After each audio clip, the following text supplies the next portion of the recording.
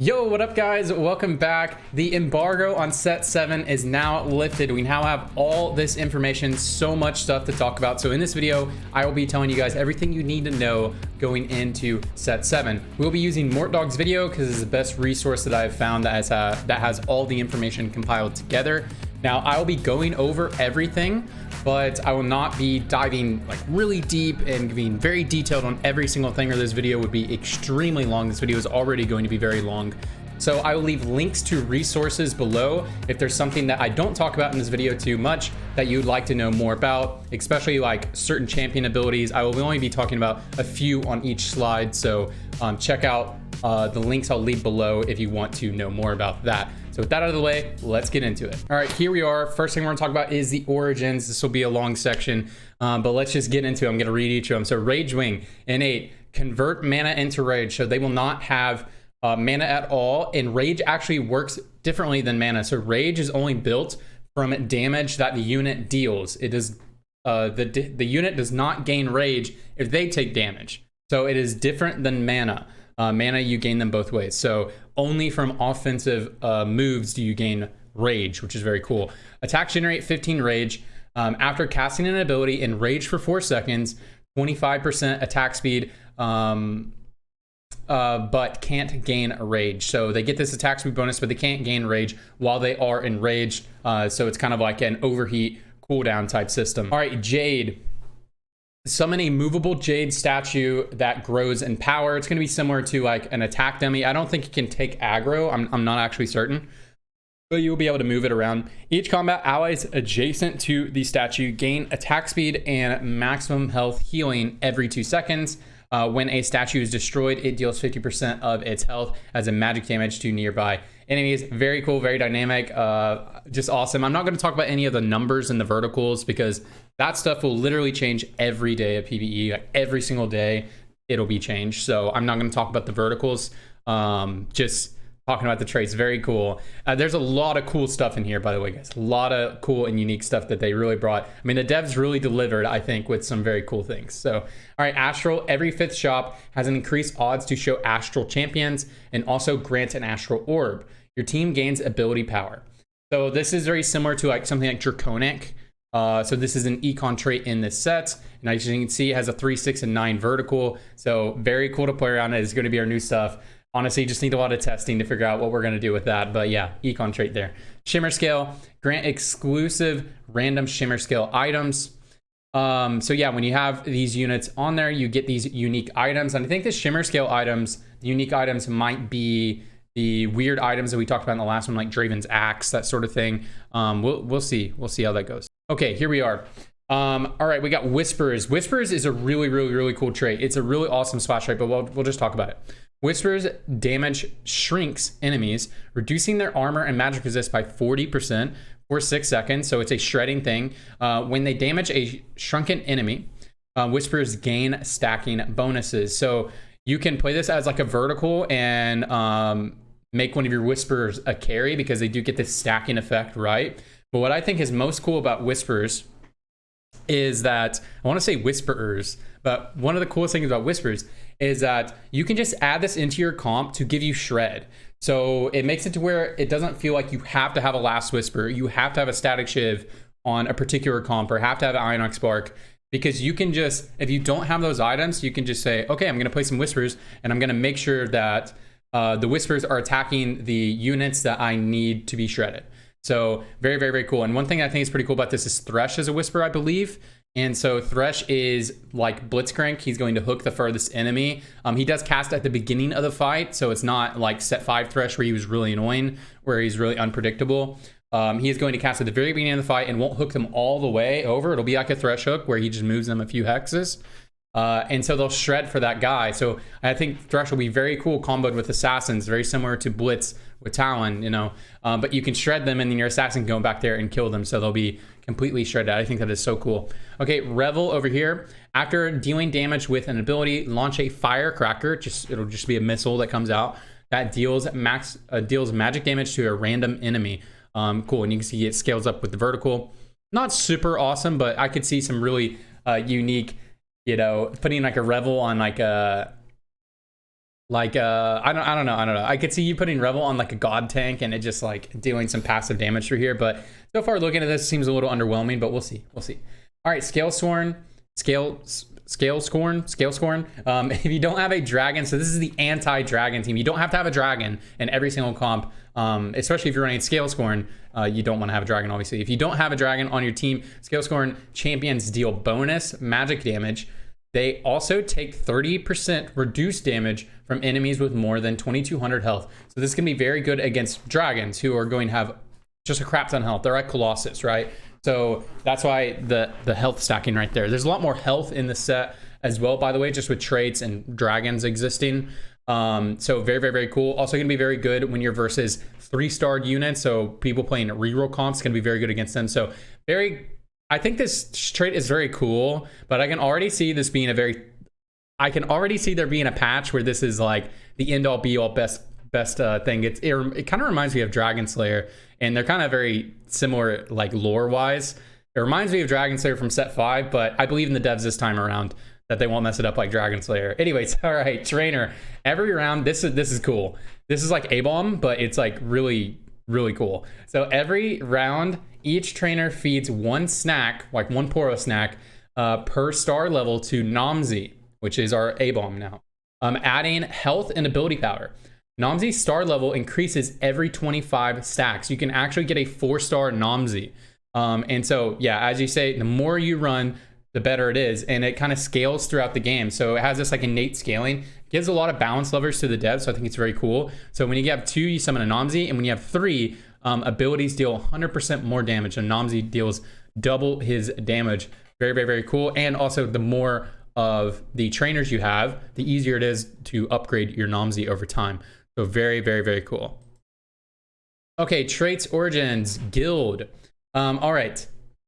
Guild is really cool. Guys, the devs did so much work adding so much cool stuff here. I'm just gonna gush over them every single slide on some of this cool stuff. So grant a unique bonus to your team. Guild members gain double the amount, increases for each guild member in play. So as you can see here, all the bonuses for each of the guild members. So if you play any of these guild members, your entire team will get this benefit, and they do stack on top of each other. So if you play a Sejuani and a Twitch, your whole team will get 10% attack speed and 100 health, and then it doubles on your guild members. So it is better the more guild members you run. So this is a vertical trait going to be utilized as a vertical most of the set. So very cool. Anyways, and then you can see it scales up with the vertical, how much of the bonuses you get overall, and then they will be doubled on your guild members. So and so I figure this is how the math workout will be. So let's say you have a 5 vertical, 225% guild bonus. So that'll be for your whole team though. It'll be 225% what this is. And then on your guys, on your guild members, it will actually be, 450%. So it'll be double. Very, very, very cool. Gonna be very interesting playing around this. Very interesting. All right, Tempest. After 9 seconds, lightning strikes the battlefield. Enemies are stunned for 1 second and take a % of their maximum health as true damage. I can already see there's going to be a patch where this is like OP, but we'll see. Tempest champions gain attack speed. You look, it has a vertical here, 2 to 8 so far. I just look at the 8 right now. All this stuff is going to change, but 40% true damage to the entire enemy's board. It is 9 seconds in the combat, so it's like, the fight is probably decided by then, but it's still really wacky. All right, traits, Mirage. Okay, Mirage is the new mutant trait. This is the new mutant trait. Okay, so just think about it the same way you think about mutant. It just changes every game. So this is Executioner. So this is Executioner from set 4.5, I believe. Always critical strike on low health targets with attacks and abilities. Gain bonus critical strike damage. We also have Dawnbringer, which is from set 5.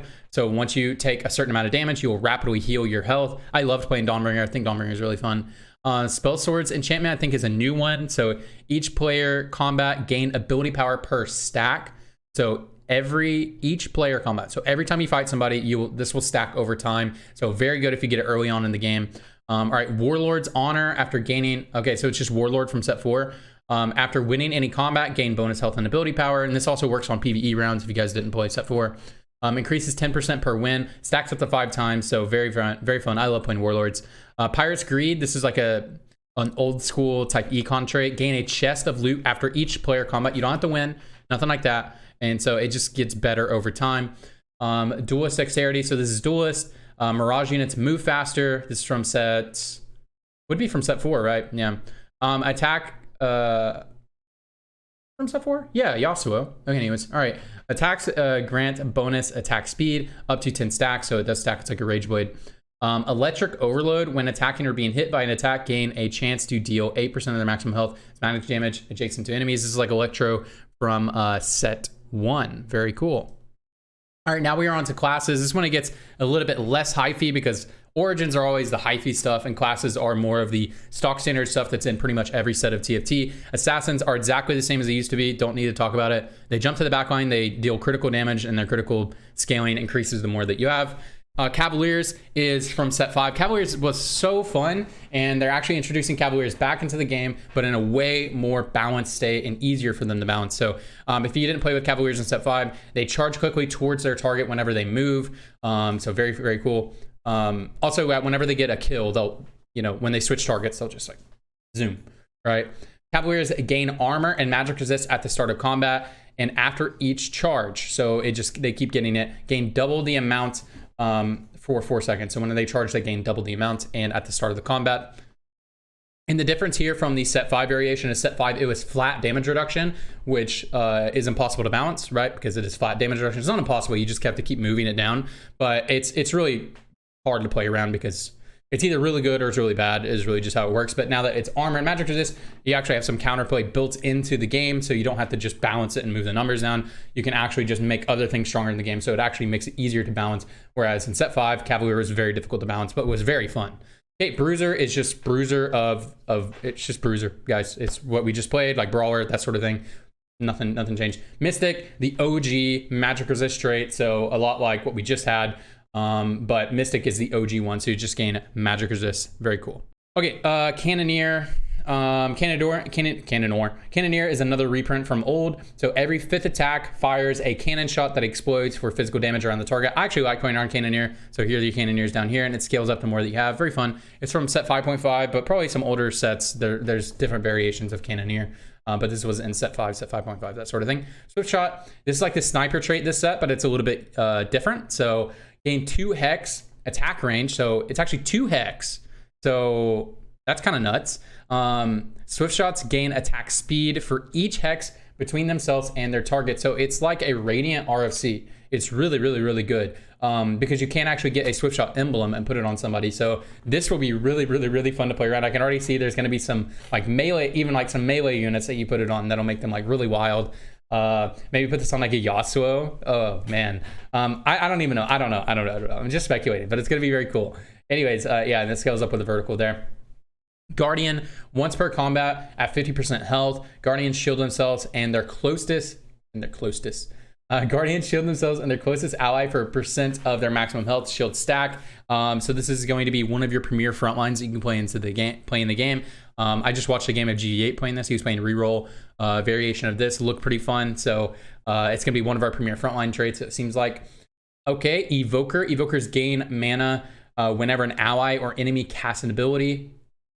Ally or enemy. Very interesting. So it's kind of like Invokers from set 5, but I mean, the mechanic is very different, but the end result of gaining mana for your team is exactly the same. So Evokers, it's just the Evokers though. Oh, only the Evokers gain the mana. Wow, very interesting. So it's not a team-wide trait. It's not a splashable trait. It is just if you want to empower your homies. Okay, Dragonmancer. Use the Dragonmancer. Oh yeah, this one's very interesting. Use the Dragonmancer blessing item to choose a hero.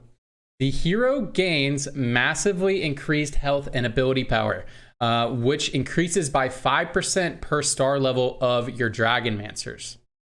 That's a lot to get into, but you get to choose a hero, so you just get to like overload all the stats into one guy. It seems like use the Dragonmancer to choose a hero. Yeah. So you just get to empower. So this is going to be a very cool.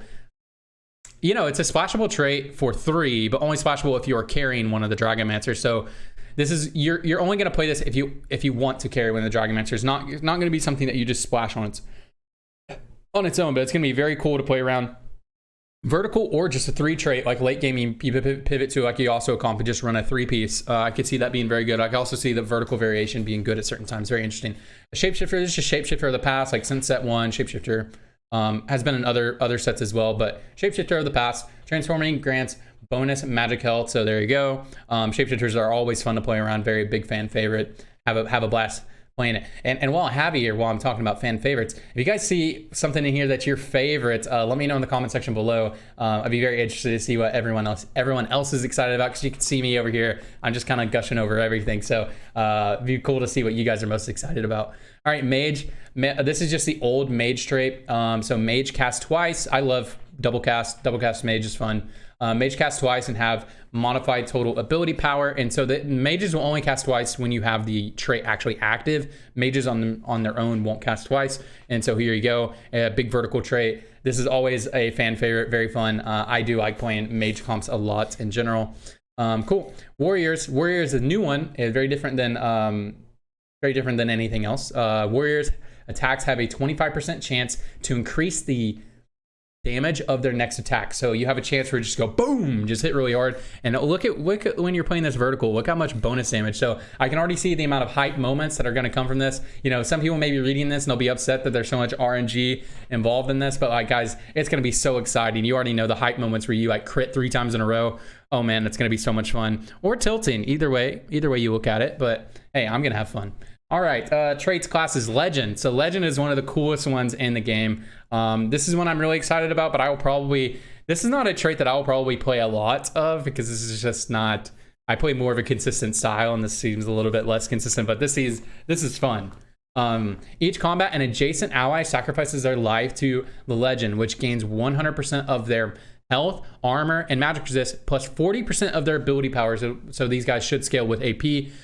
You have to have all 3 of the legends to have this active, so it is kind of hard to achieve, but when you're doing like a level 8 roll down, you can pivot into this very easily, because they are all high cost, 3, 3, and 4, so you can get them all at the same rolling interval. So that is something that's cool about it. I hate when you have to get this weird trait active and they're all at different rolling intervals, because it feels really awkward to do. So with that out of the way, I probably will play this a little bit more. But and it's important to note, if you're running these 3 and they're 3 consuming allies, and so let's say you're playing 6 units and you're playing 3 of these, you will only have 3 units on the board, but those 3 units will be really yoked. And I believe you can actually sacrifice in a way to where they all go into 1 unit. Kent said something like that, but I'm not completely sure, so don't quote me on that. Anyways, very cool, very, very, very cool. This is what I was most excited on the leak document. All right, dragons. So dragons provide 3 to their marked trait, kind of like Chosen, but even stronger. But require 2 team slots, so like a Colossus. They also gain 600 bonus health, just like a Colossus. This trait is active with exactly 1 dragon. There are certain augments that you can get that allows you to have multiple dragons, but we'll get into that later. But yeah, very cool. So most of your compositions in this game are going to be based around a dragon in the late game, or based on killing other dragons is what it seems that it's going to be. But you don't have to have a dragon. It's kind of like God Kings, it kind of feels like in set 5, but there's just way more of them. Okay, 1-cost champions. Here are all the 1-cost champions. I'm just going to say them all and then maybe talk about a few. So we have Aatrox, Ezreal, Heimerdinger, Karma, Leona, Nidalee, Sejuani, Senna, Set, Skarner, Tahm Kench, Taric, and Vladimir. I'll talk about a few here. Aatrox is just a complete reprint from set 5, which is fine. I actually really like playing set 5.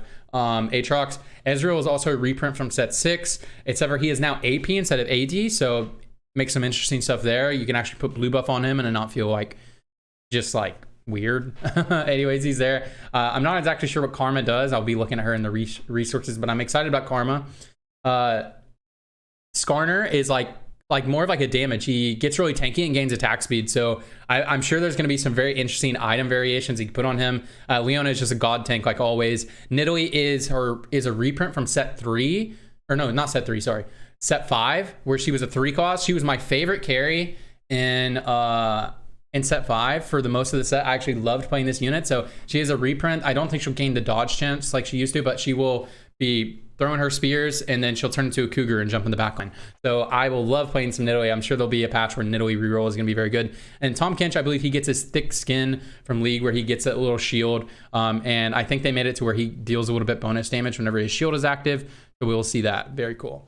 All right, 2-cost champions. We have Ashe, Braum, Gnar, Jinx, Kanye, Lilia, Nami, Kiana, Shin, Thresh, Tristana, Twitch, and Yone. So I'll talk about a few of them here. Braum is going to be just the Braum of old. I believe he puts up his shield. He just gets real thick. You just need to think about it. He's just a god tank, right? Gnar gets really big. He does do that hop that I thought he would. I think he does a hop and then he stuns the people he hops on top of. Jinx is interesting. I just read her ability on Mobalytics. She actually puts down traps. I was thinking she was just going to be a base auto attacker, but she actually throws down traps. It seems like she's going to be kind of like a utility in the Cannoneer comp, which is interesting because I don't think Jinx has ever been that role, but maybe she'll still be a carry. We'll see. Kanye is going to be dropping down his W from League, which is his line skill shot. Very interested to see how that works out. Nami is very cool. Nami actually heals and deals damage. So she gets her bounce. I think it's her W. I don't know. I don't think I've ever played Nami in my life. But she'll heal and then it'll bounce and deal damage to the enemy. So very, very, very cool unit. I can't ever see her being a main carry. I think if she's ever a main carry, the devs have done something crazy with the balance. But seems like really good as like an off carry. I'm very excited to play some Nami like in a reroll comp, in a reroll type comp with her being an off carry. Very cool. Kiana is a reprint from set 2. She'll jump to the back line and will stun, I believe is what she's going to do. Thresh is just like Blitz now. He doesn't have a delayed where he's going to hook.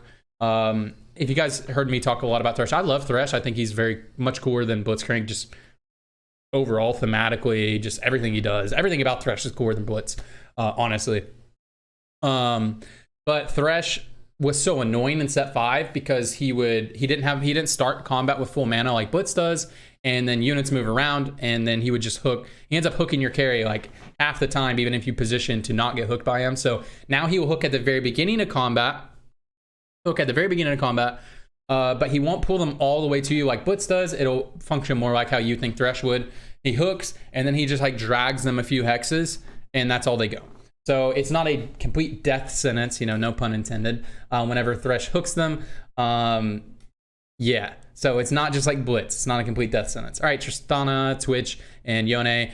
Twitch actually throws out his explosive cast, which we'll see how that goes. Anyway, let's go through here. I don't know if you guys can hear that noise outside. They're doing construction on the house over to mine. So, so if you do, I apologize for that. But anyways, 3-cost champions. Here we go. We got Anivia, Diana, and I want to talk about Diana. Elise, Alawi, Lee Sin, Lulu, Nunu, Olaf, Rise, Swain, Silas, Varus, and Volibear. Okay, so a few we want to talk about here. Diana. They did it. They did exactly what I hoped for Diana. I was going to be so upset if Diana CC'd because I could already see running Diana, Frozen Heart Diana in every single combat. No, Diana will get her shields. She'll get the orbs that go around her and it'll pop when she gets close to people. So it's just like set 4 Diana, who was a 1-cost that you played with Moonman. I loved playing Diana. So I'm so excited to play some Diana tank carry builds in this set's gonna be very fun. Anyways, Elise is she shapeshifts into her spider. I'm not even sure exactly what she does, but I know she's scaled with AP and that she's pretty decent with items. Alawi slams on the ground and 3 tentacles come out and slap. I know a lot of people are thinking she was gonna be a legendary. That was something they dropped in a really old dev drop, and just the reality is, guys, is they change shit week to week. They change stuff constantly, so she's not going to be legendary, but I could see her having a patch where she is balanced as a carry. Lee Sin seems very, very, very awesome. He actually is like a reprint from set 4 where he was a legendary. He gets to kick units, but he can't kick them off the board like he could when he was a legendary, so he will actually kick his target to the back line. I'm gonna have so much fun playing Lee Sin. I love Lee Sin. I love him just overall as an entire unit champion. Everything about him, I love Lee Sin. One of my favorite characters in all Riot games. So very excited for him to be back, and he'll be kicking people around. Olaf has a very interesting thing. He gains like stacks throughout the game. So if you get an early Olaf, he gains like AD every round or some shit, or maybe when he kills something. I can't remember the exact specifics, but he stacks over time. He's like the new Cho'Gath of this set, but instead of gaining health and tankiness, he gains damage, which is very interesting. Rise throws out his Q and it stacks over time, kind of like Ari. He increases his maximum mana, so he's gonna be very good with like Sojin, Rageblade, that sort of thing. But every time he casts, he deals more damage. So very interesting to play around. Swain is actually going to be on the backline now. He's like 4 hex range, and he's going to be like an auto attack based mage. So I'm very interested to see what goes on with that, and boom, all that stuff. Silas, I know, gets his passive, and I'm not sure what Varus and Volibear does. So yeah. Okay, 4 cost and 8 cost champions. This is a lot of stuff. Okay, I'm gonna talk about a few of these though. Okay, so we have blue Galio, green Galio, turquoise Shyvana, blue Shyvana. That's what we got here, because there's no dragons in League, so they had to repurpose these guys. But anyways, these dragons, and I'm not sure, I don't remember them specifically on which each of them do, but they all serve like kind of a different role. I don't know specifically what each of them do, but they serve a different role. Like one is like a backline type DPS. I believe it's Deja, who's a backline type of DPS. There's like a tank one, there's more of a utility one, and there's more of a hybrid dragon that is like, it can be like a CC tank, but also contribute mightily to your damage. So very cool. These are going to be some of the dragons you guys will play around. Down here we got Corki, Hecarim, Nico, Ornn, Sona, Talon, and Zaya. Corki is going to be launching his rockets from his ultimate. It says he launches a barrage, and at the end he shoots a big one. I haven't seen it in action, but it does sound pretty fun. I was hoping he'd get his big one. I figured he would get his big one. His massive package is going to be coming through. Hecarim is going to be one of the premier tanks in the game. He does launch his ultimate when he goes through. Nico is a really interesting unit. So Nico, what she'll do is she'll clone herself to her the adjacent ally, and she'll gain all their stats. I don't know if she gains their items. She gains their items. This is very wacky. So she seems like kind of like a support and also a tank, like support / carry, like, or off carry. I don't know. She seems very interesting. And then she gains a shield whenever she copies herself. And once that shield runs out, she does do her Pop Blossom, which is her ultimate. Or is Pop Blossom her Q? It's either her Q or her ultimate. If it's her ultimate, she's going to be this amazing backline utility peeling type unit, or you can put it on frontline to get some CC. But I can't remember if Pop Blossom is her Q or if it's her ult. If it's her Q, then she'll just throw it out and it'll deal a bunch of damage. If it's the other one, she's going to be this like cool utility off carry type unit, which I hope it's that, because that sounds fun. Cool. Sona gains her, she gets her ability cast. She gets her ultimate, so she'll get a stun out. Talon gets a very cool thing. I don't remember what Ornn does. That's why I'm not talking about him. But again, guys, I'll leave some resources for you guys below if you want to dive deep on each of them. So Talon, I'm just going off my memory right here. Talon, he is an assassin, obviously. So he'll jump to the backline. He'll do his ultimate from League, which is where he goes invisible. He shoots out blades, really big AoE. So I assume this will be an AoE ability when it launches out.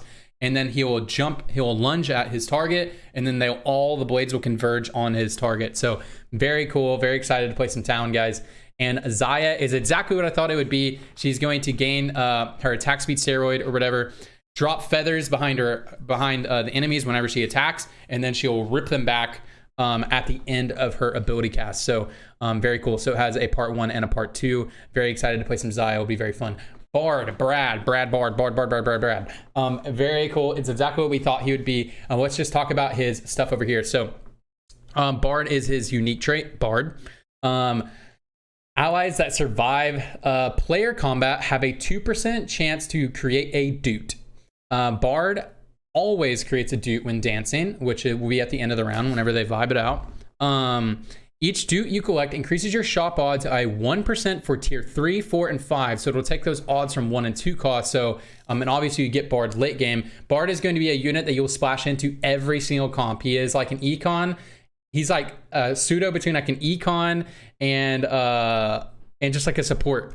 He's going to be really awesome. And so whenever you're winning rounds, whenever you're strong, he's going to be so good to splash into your team. And he's so good. He's a mystic and a guild. Just really easy splashable unit. It's going to be played in every comp. It's going to be like the Yumi of this set, feels like. Like you're just going to play it in every comp. So what does he do? Tempered Fate, which is his ultimate from League of Legends, but it is going to function quite differently from League of Legends.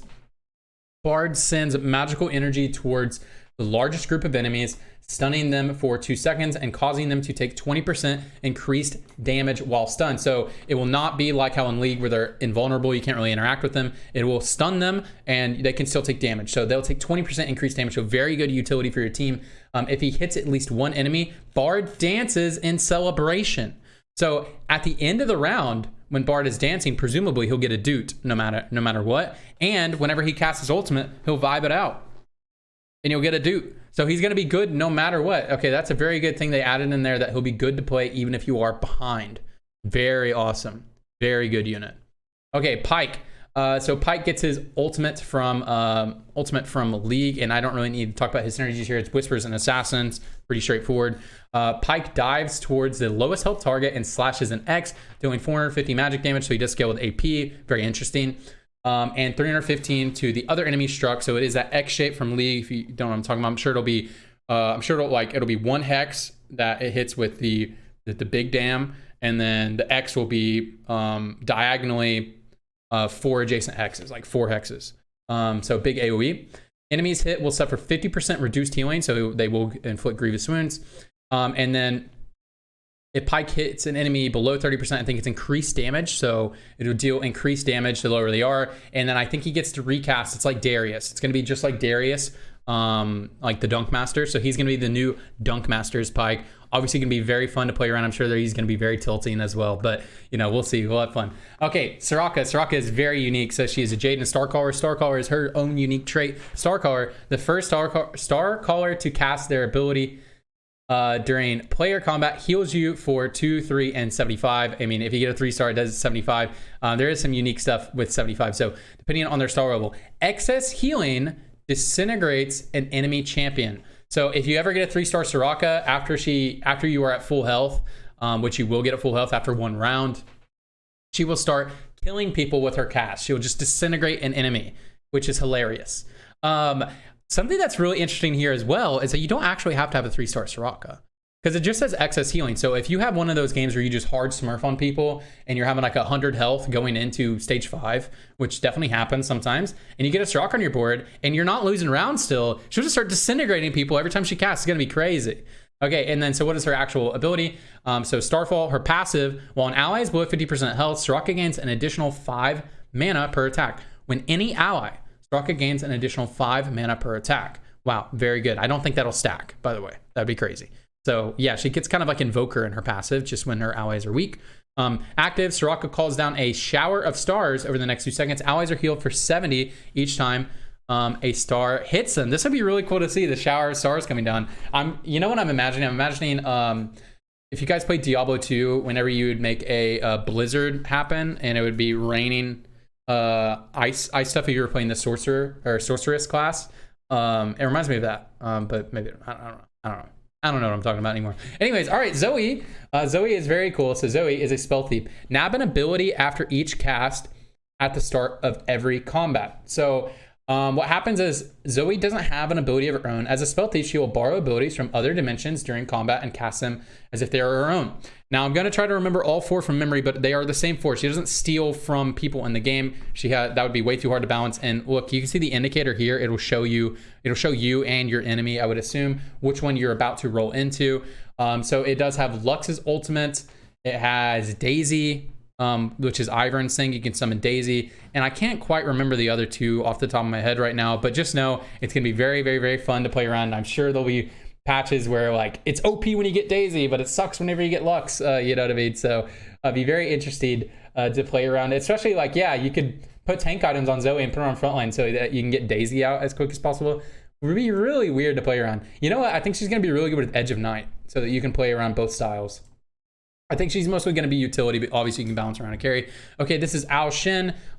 Character model, the same as Aurelion Sol. The reason why they're using his character model, by the way, if you guys don't know the lore, is originally Ao Shin was supposed to be the dragon champion going into the league, but over time, Ao Shin just became Aurelion Sol, and then there was no room for Ao Shin to come because Aurelion Sol and Ao Shin are the same. So it's kind of cool that they're using the same character model right here. So this is Ao Shin. Ao Shin fires a barrage of 20 lightning strikes at random enemies. Oh, cool. Each strike deals 250 magic damage and drains 20 mana from his target. Oh, wow. This is going to be really fun to play around. Oh, I love mana poison. I love being the mana poisoner, but I do not like getting mana poison. Very interesting. Okay, Shyvana. The devs are kind of gushing over her. It seems like she is going to be one of the most fun things to play in the game, but she is a Rage Ring, Shapeshifter, and Dragon. Dragon's Descent, so Shyvana transforms into her dragon form. For the rest of combat, replacing her ability with Flame Breath, she then becomes untargetable before dive bombing the largest group of enemies and dealing 200 magic damage and stunning them for 1.5 seconds. So she'll get that big stun that she gets in League whenever she ults. And then Flame Breath, she'll launch big fireballs at the enemy with her Flame Breath. Gonna be very cool. It's gonna deal some initial damage and some percent damage, it seems. So they will be burning after being lit on fire by Shyvana. And the devs are talking about this is going to be the most. This is like the most dragon of any dragon. It's going to really get that feel of like playing like an RPG where you're battling this big epic dragon. Very cool, very cool. Shyvana is going to be awesome. Very excited. Okay, so now we get into some of the mechanics and some important stuff here. So Neeko's help is being removed. It's just being replaced with Champion Duplicator. It's exactly the same item. And the reason why they're changing this, as soon as I read this, I didn't even need for them to explain it to me because I was like, oh yes, this makes sense. It's just because it's annoying saying, I need a Neeko's, not Neeko the champion. So every time Neeko is in the set, it just gets confusing, just saying the words, just semantics, that sort of thing. So they're just changing it to Duplicator. I'm sure it'll take a while for everyone's vocabulary to change, but you know, Duplicator, there we go. I will still never call a crown, like what is it even called when a fawn, what is a fawn called now? I will always call it a fawn, but this one I think will be pretty easy because saying Neeko's when there was a Neeko available was annoying. And also there's a player named Aniko, so it's so much. Anyways, all right, every time every item tooltip has been updated and modernized, including stat icons when appropriate, parity between base and radiant items, and consistent language. So just making each item look a little bit more distinct, feel built a little bit different, and very good quality of life. Stage 5-6 PBE round will now only drop emblems if the trait is active. Very cool. So you can't get some like garbage traits late in the game, but you can still get them early on in the game because early on in the game you're theoretically still building your comp, right? All right, stage 5-6 PBE round can now drop uncraftable emblems. Cool. So you can get some emblems that you wouldn't normally be able to get. You can now get them here. A lot of times you can only get those emblems from augments. Interesting. All right, the minimum number of components have dropped. I'm not going to read this. What you need to know is that there's going to be less components in the game overall until you get to the treasure dragon. They're just doing this because we do have the treasure dragon, which will guarantee a certain amount of components from it. So yeah, so they're adding that so that there's not just like an enormous amount of items. It's just kind of like keeping the amount of items about the same. So just know you'll get less item drops earlier on because you will get those added item drops on the treasure dragon later on in the game. We'll talk about the treasure dragon. I think there is a slide for treasure dragon, so we'll talk about it then. All right, gold coins earned from PBE rounds are now automatically collected at the end of combat. Very cool. I wonder if this calculates before. Interest.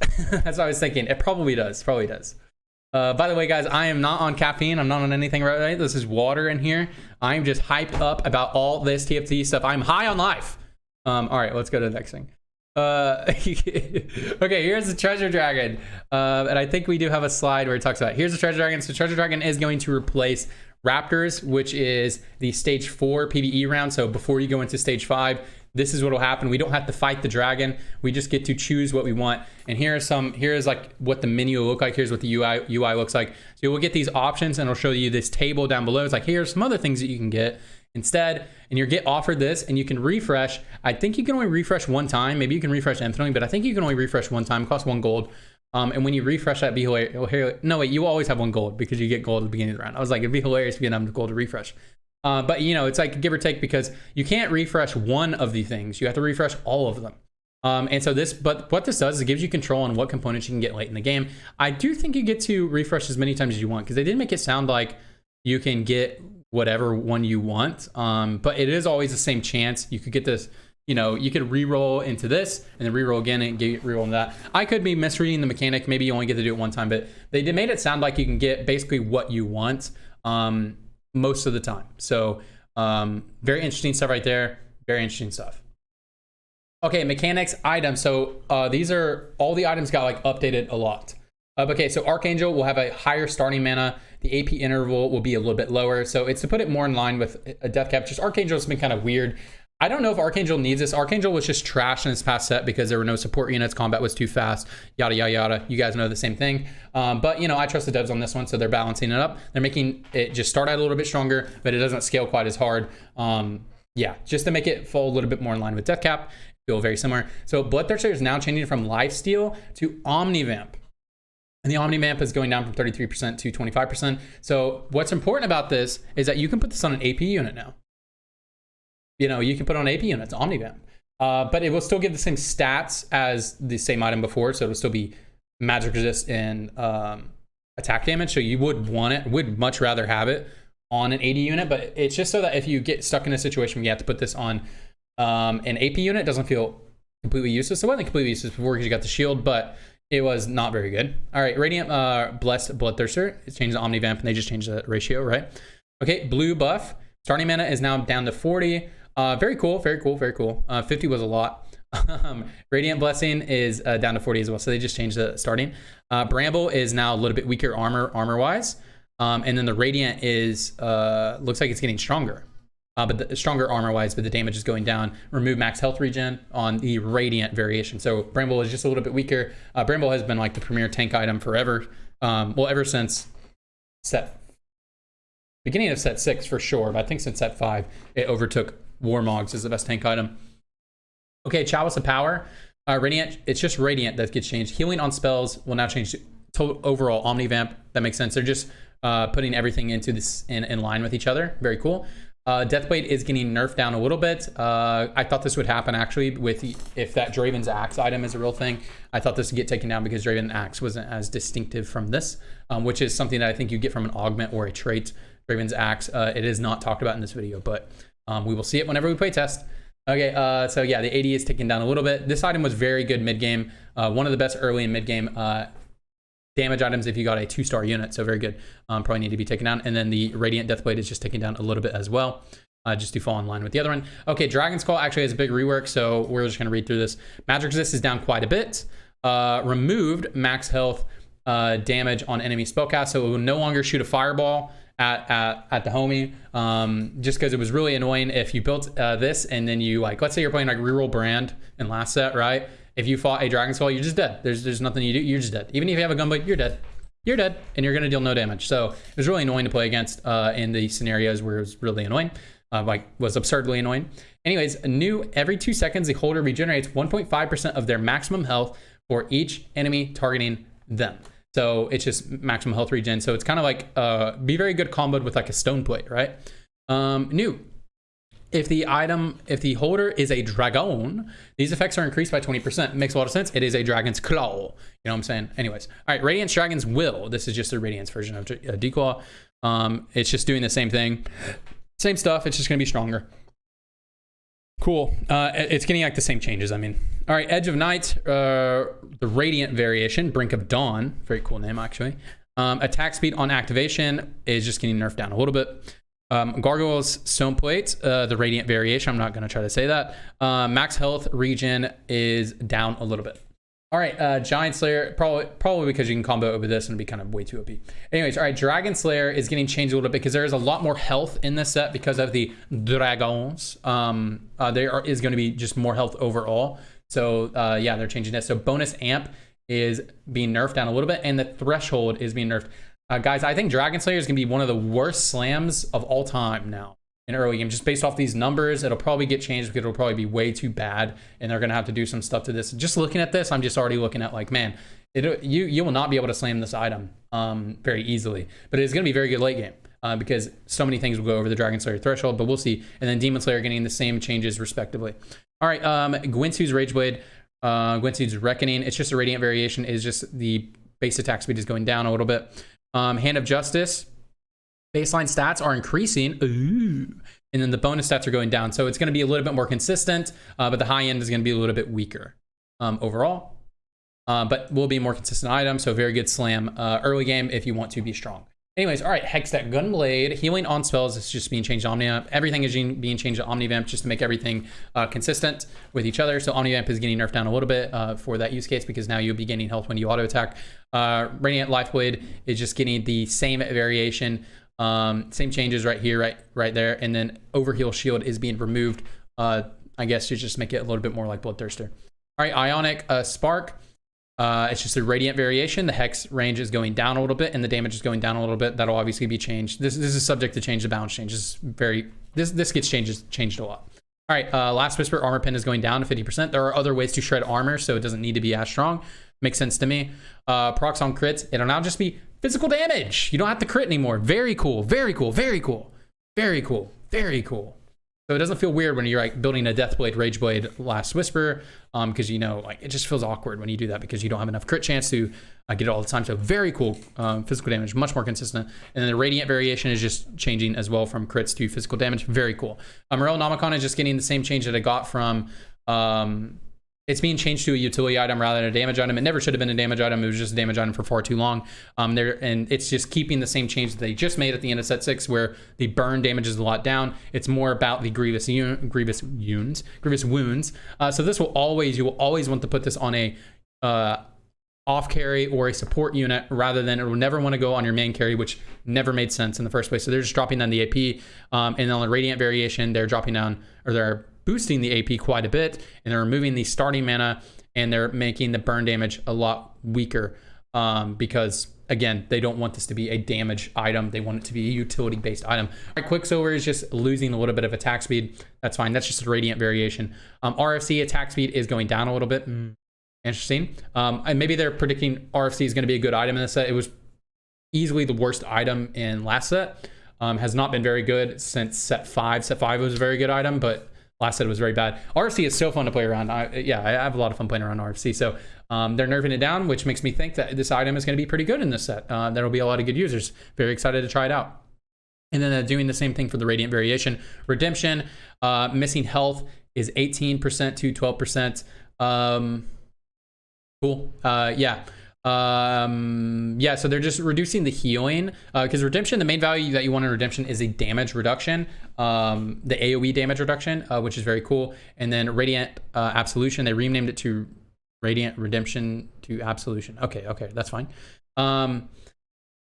Okay, the overall health that it gives your unit is down, and the missing health heal is down. So yeah, they're just taking down the healing. I'm not sure exactly why they're doing that, but I'm sure there's a good reason. We'll see whenever we get the playtest. All right, Spear of Sojin, Radiant. It's just a Radiant variation. Spear of Hirana, mana restore 15 to 12. So they're just taking down the stacking a little bit. Radiant Static's Favor, damage is going down a little bit. Shred is going down because again, we do have Shred innate on some synergy. So just taking down the Shred a little bit makes a lot of sense to me.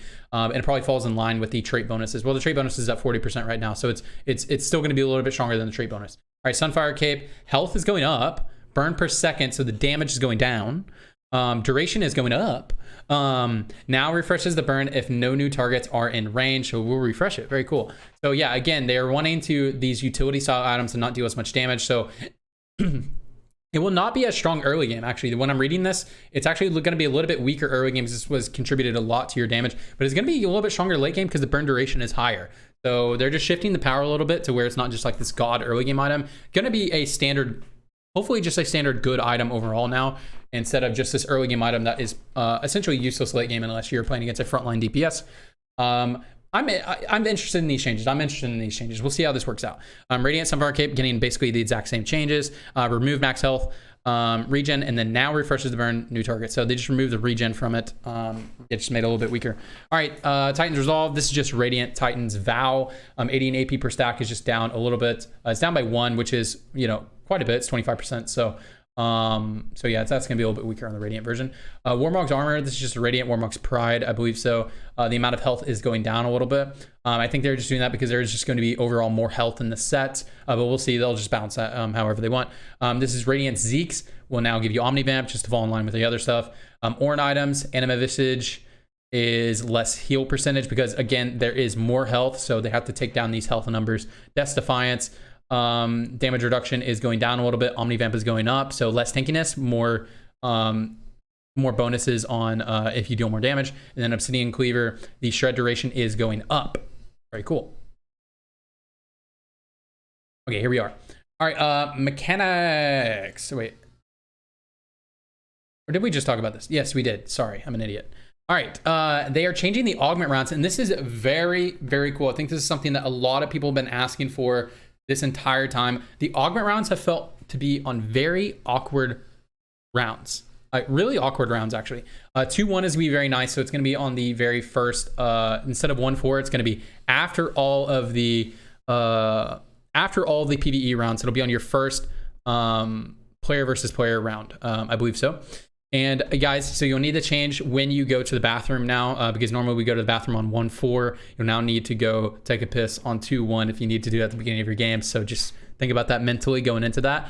But that is very cool. So you don't have to do so much stuff in that one round on 1-4. So I do like that. 3-2 is one I'm very interested in because before augments were introduced, 3-2 was my stabilizing round. So a lot of times in high elo, so when you play in high elo, you most of the time need to do something aggressive on stage 3, unless you just full on one stage 2.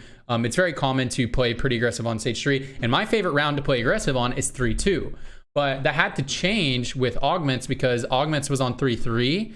And so you get more time to organize your team. So it just made a lot more sense to wait until 3-3. And then also you don't know what augments you're going to get. So you have to wait till 3-3. So I love it being at 3-2, much better stabilizing round, especially for the way that I play. But in general, I think this is a very good quality of life change for everyone. But especially the way that I play, this is much better. Now this will be on 4-2 instead of at, what is this, 4-5 over here? But whatever, just right before the dragon. Such a better time, because it felt so awkward when it was over here, because what would happen is you get the extra build up time, you have your thing, you have your comp, you kind of know what comp you're going to play, and typically guys, you want to hold your gold going into a PBE round because you get to build extra econ, right? And it was so annoying that it felt bad to roll on the augment round, but it was a correct decision most of the time to roll because you have that extra time to decide what team you want. But it made it to where you didn't gain gold on this free round that you normally would gain gold on, and you don't get the gain gold on the PBE round, which is another free round. So it was 2 rounds that you were not generating econ because you felt like you needed to stabilize because other people are going to be stabilizing, and you have that extra time to build your composition. So I love it going into the beginning of the stage. I think it is so much better at the beginning of the stage for econ purposes, as well as you get to start building your comp earlier on in stage 4, which is earlier part of mid game, or like it's before late game even begins. So before even like late game begins, you already have an idea, you already have your complete augment set, and you already know what you're going to play. I'm a huge fan of these round changes, and this could be subject to change, of course, but I think this is going to work out. I think this is going to be how it is, and I'm so happy they added these changes. I wasn't really thinking about this, but as soon as I saw it, I was like, oh my god, this is perfect. Cool, but I hope this works out. So gold is a new normal. What they mean by this is gold is going to be way more common than silver now. Silver and prismatic are going to be the rare runs just because golds are more fun. Silver is bedge, so that's why they're replacing it. So you need to know. 1 reroll per game. Oh yeah, you can reroll your augments. Yeah, so if you just get 3 garbage dead augments, you can reroll it. This can be much better to use later on in the game. It's going to be kind of a noob trap using this at 2-1 because you can get an augment at 2-1 and then just change how you want to run your comp. There are so many scenarios I get in where I get an augment at 2-1 and I think is the worst.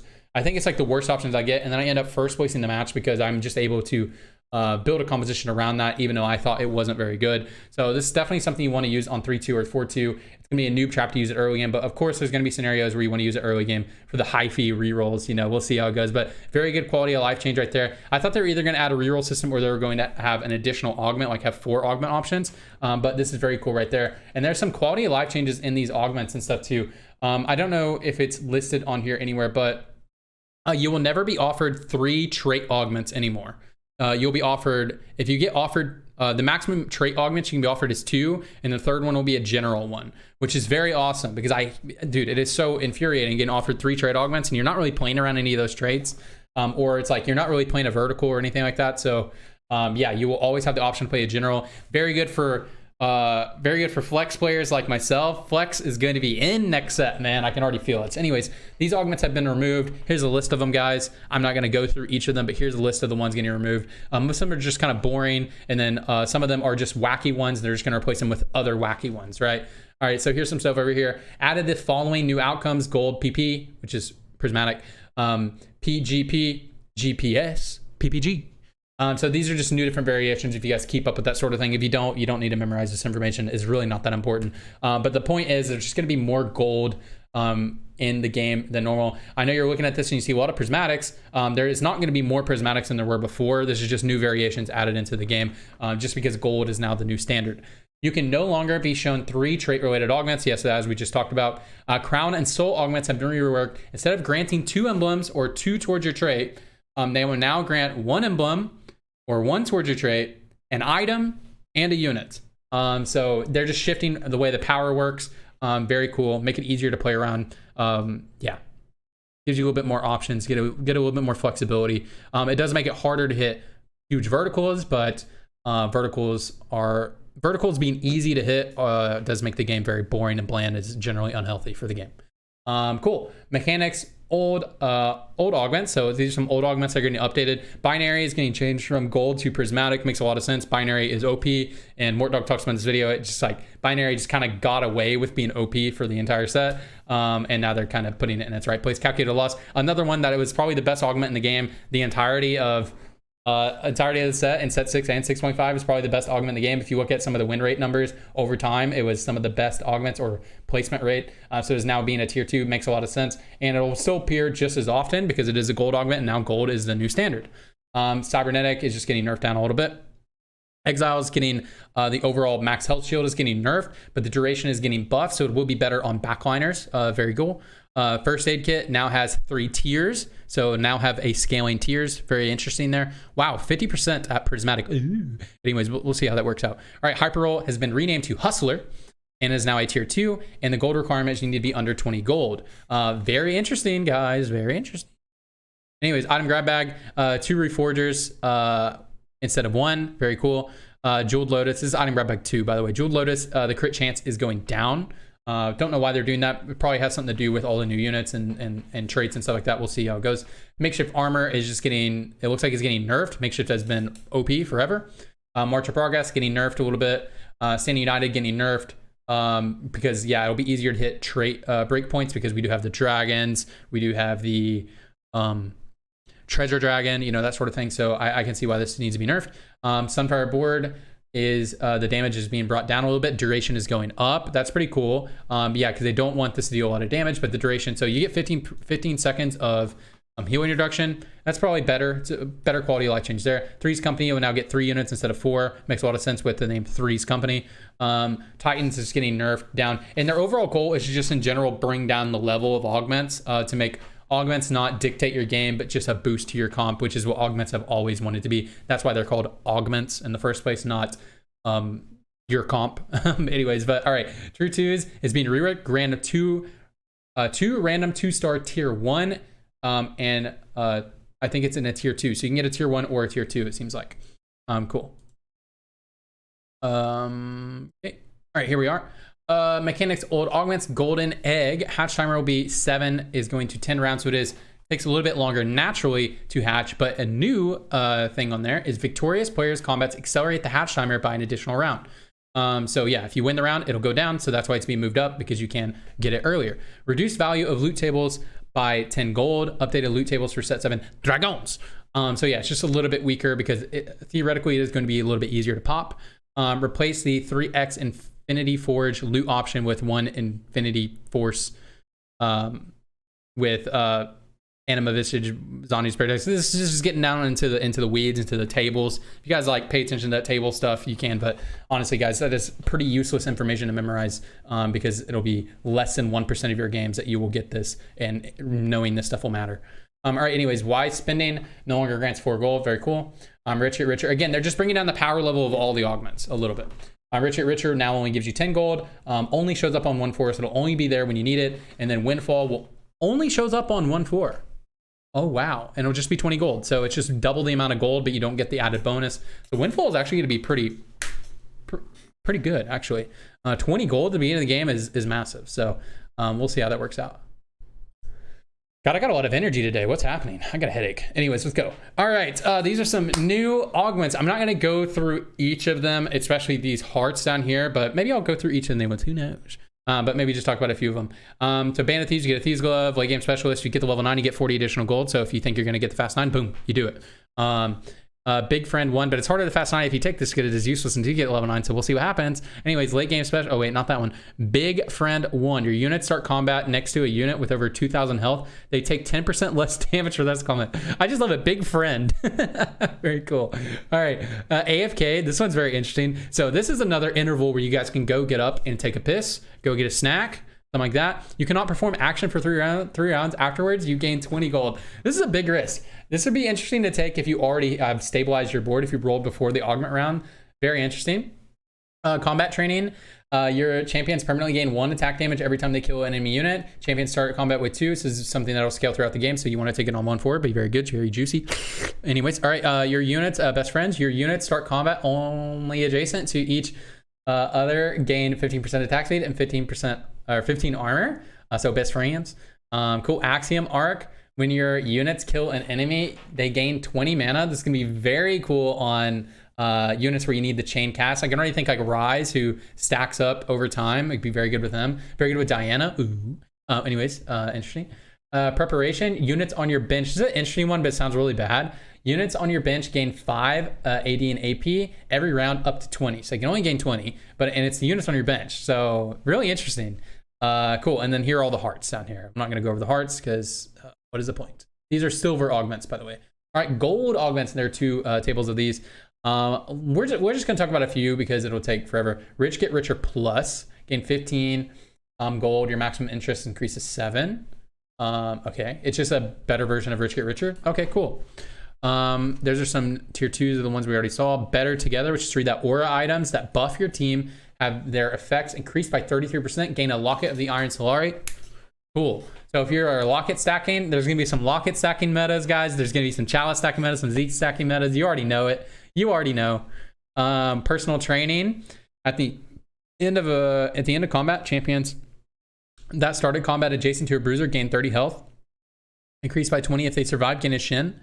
And it's permanently. Oh, wow. So it's if you're going to play some bruisers.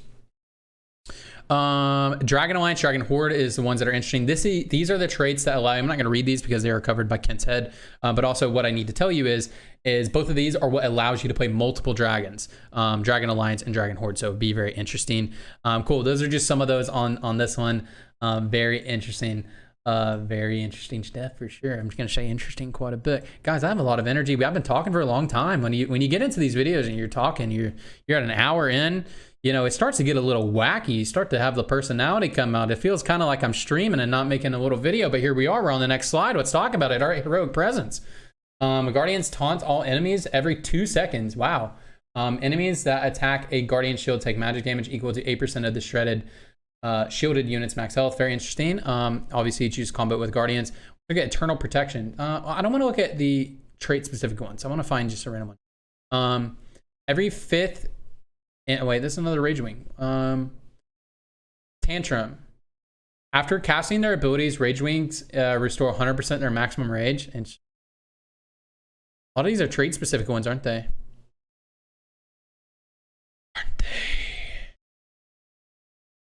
Loot Master, gain a random component every 4 rounds when you have at least a guild active. So it's kind of like the Yordle one.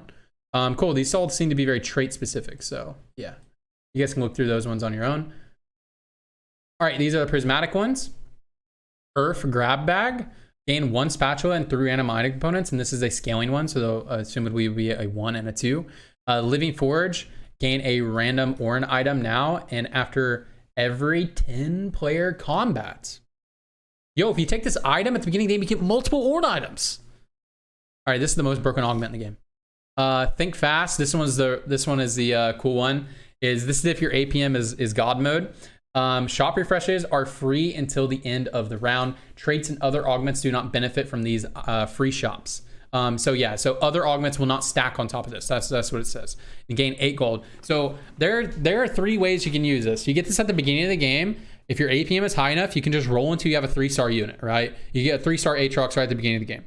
If you get this on stage 3, on 3-2, then you can roll for a 3-star 2 cost or 3-star 3 cost, right? If you have enough gold to hit, like if you have enough gold to buy all those units, right? And then you can use this late game on 4-2. Whoa, it's a 4-2. It's a little bit earlier. If you're able to get to level 8 and you're able to use this on 4-2, then you can roll for legendary units. You just spam, get your 4 cost upgraded, and just keep spamming until you hit the legendaries you want. This is if you have APM God mode though, guys. You'll be able to do this. This one's gonna be really fun. This is gonna be one that like scales throughout the set, because it's gonna be really hard to use at the beginning of the set, but as everyone gets used to it and like kind of like the meta gets solved and everyone gets used to rolling for what comp, stuff like that, this will be very good later on in the set. So I could see this being really bad to take now, but really good later. Very cool. Cursed Crown, gain 2 maximum team size, but take 100% increased player damage. Very risque. I don't know if I'd want to take this one. Very, very risky. There'd be some scenarios we want, obviously, but and a lot of these are just crowns. Cruel Pact. Buying XP cost 4 health instead of gold. Buying XP cost 4 health instead of gold. That is going to be weird. That is going to be weird to play around. That is going to need some testing for sure. Okay, here's some double up changes. And guys, I don't care about this game mode. So if you guys care about this game mode, please look over this page. You do you, guys. Hyper roll. I do not care about this game mode at all. If you guys care about this game mode, please look at it. And then that's it, guys. Welcome to Dragonlands. What are you guys most excited about? I'm most excited about all the new origins. I think that without even playing the game at all, I think the devs added so much fun and dynamic stuff. I'm just so excited. I mean, you guys can see just my energy in this video. This feels like, I don't even know. This was like 4 years of pent up energy and pent up anticipation, because I did not like 6.5. I like set 6 and 5.5. I hated set 5 and 4.5. And I truly haven't like loved a set since set 4. Set 4, I just loved the game. Set 6, I thought the game was well made and I enjoyed it and I had fun playing, but I loved set 4, and I'm getting that vibes, man. I'm getting the vibes, and I'm gonna love this shit. I'm gonna love it, and it's gonna benefit my play style. It's gonna be so fun. I'm gonna be tilted so many times. I already know I'm gonna be so tilted, but it's gonna be so much fun. But anyways, guys, that's gonna be it for the video. If you guys made it all the way here, please like the video if you liked the video, and comment below with what you're most excited about. Augments, champions. I'm excited to see it. Honestly, truthfully, I'm excited to see what you guys are excited about, you know, because everyone has their own opinion, everybody has their own preferences, that sort of thing. But if you guys, and then if you haven't, subscribe to the channel. We do news. We just cover everything TFT, guys. VODs, guides, everything. I love TFT, and I hope you do too. And if you want to follow me, guys, you want more of me, follow me on Twitch. I stream all the time. I'll be streaming a lot in Dragonlands. I will be taking the first 2 weeks off of the set, unfortunately, because I will be out of the country. I'll be in England, fortunately, but unfortunately it just came at a really bad time, so I won't be playing the first 2 weeks, but I'll be playing all PBE. I'll be doing some viewer games, so if you want to play with me, I'll be doing viewer games the whole first week and a portion of the second week of PBE, so make sure you guys follow me there if you guys want to play with me. And then you guys can follow me on twitter.com/tradingtft if you guys want updates from me, and I post there pretty much every day, if you guys want to keep up with me, and all that good stuff. Anyways, that is it for the video. I hope you guys have a fantastic morning, fantastic afternoon, evening, night, wherever you are. I just hope you're doing well, and I'll see you on the next one. Bye.